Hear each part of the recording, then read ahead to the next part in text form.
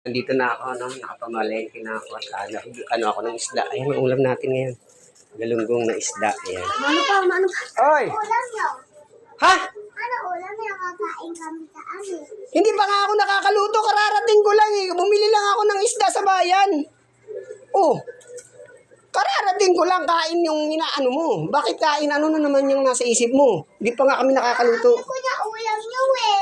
Naamoy mo ulam. Hindi pa nga na luluto. Nahugasan pa lang. Naamoy ko na sa ukas nyo eh. Oo nga, naguhugas pa kami.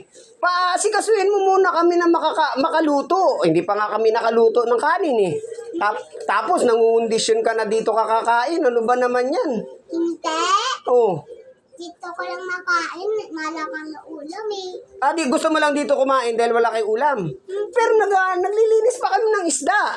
Dito ko makain dito. Naamoy ko dito ulam nyo eh. Oo nga, naamoy mo nga yung ulam namin. Pero hayaan mo muna kaming makapagluto.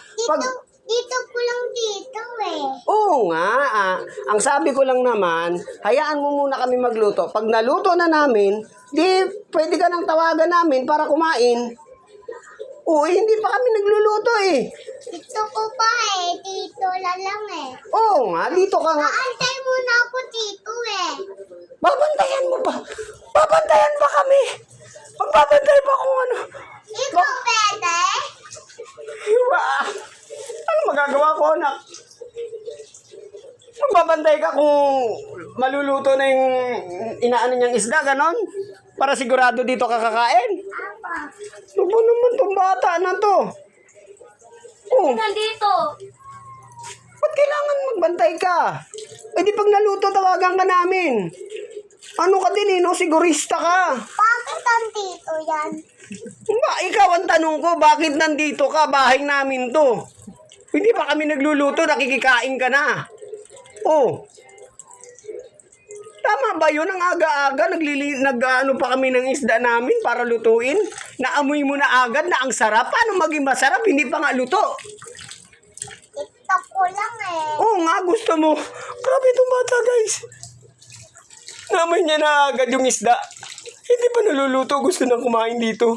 Kondisyon natin na maayaw nang umalis. Dito na lang daw siya magtambay. Kain mo na, Jesse. Ha? Kain mo na, Jesse. Oo. Grabe kang bata ka. Pwede bang umuwi ka muna, maligo ka muna dun?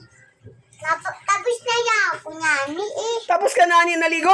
Oo, Uy, maligo ka uli, malamang. bawal na nga ako maligo. Bakit ka bawal maligo?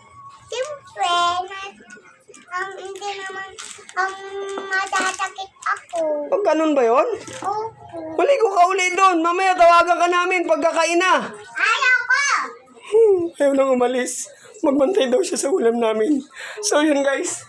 Dito ko, may nakunin dito ulam yung pang. Sige guys. Kung gusto niya talaga kumain dito. Ito, sa pilitan yung kanyang gusto. Dapat ito, makatrabaho to sa Senado. Palit kay Alan Peter Cayetano. Malupit! Naisain ka na.